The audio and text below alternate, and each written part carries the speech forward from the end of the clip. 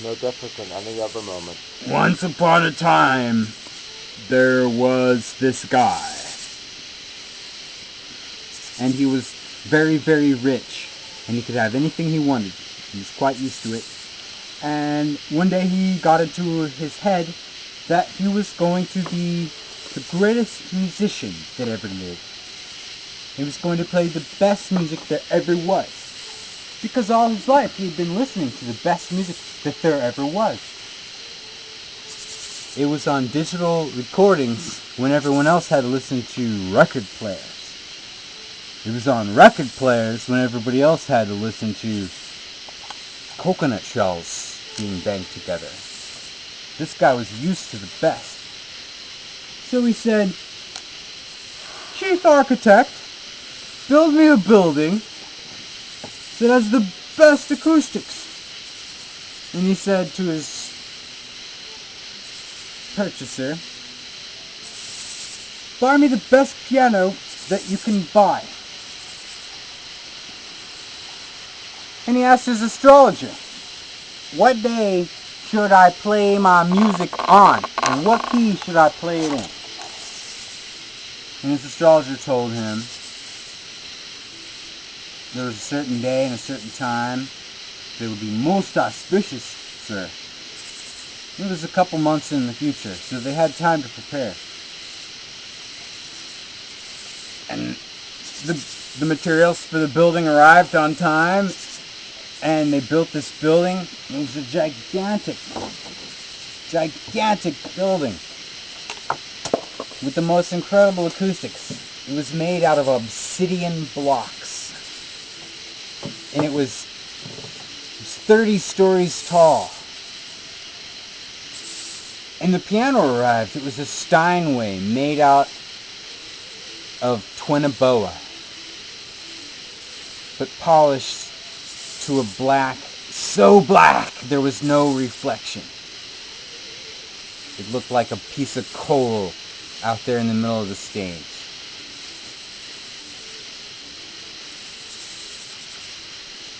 And this rich man, he hired a man named Opernakity, Dr. Opernakity, to come out and tune his piano. When Mr. Opernakity arrived, he had a whole host of assistants. Helicopters arrived and unloaded roughly 3 semi-truckloads worth of equipment, including laser beam stuff, acoustic measurement devices you couldn't imagine. And all the while he stood by with his astrologer and he looked at their watch. It was about 1 hour until the auspicious moment had come. Now keep in mind that this man had never played music in his life. He'd only listened to it. He had no idea what a scale was or even what a rhythm was. The word rhythm didn't make any sense to him. He knew music. He knew what he liked. And when it was about down to 5 or 10 minutes before the auspicious moment arrived, Dr. Opernakity emerged from the building and he said, "It's all tuned, sir. The piano's in tune." And he paid him $50 million for his services, which was a small sum to him. But that's what Dr. Opernakity charged to tune the piano. So he stood there and he waited and he had a glass of water and he straightened his tie and his suit. And then his astrologer told him, "Okay." He said, "Tell him about a minute before it was time to, that's time to go in there." So he walked into this gigantic hall that he had built, all for himself, with the best acoustics in the world at the most auspicious time. And there were camera crews recording, and the whole world was watching. He walked up to the piano and he sat down.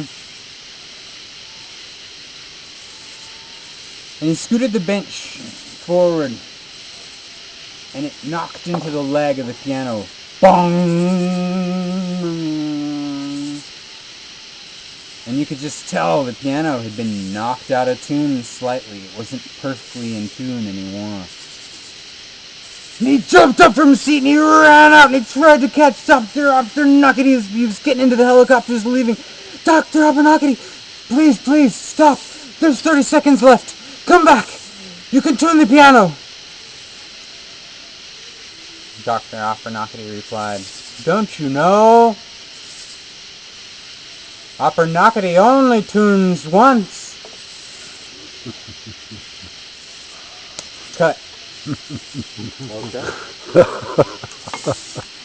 Oh my God.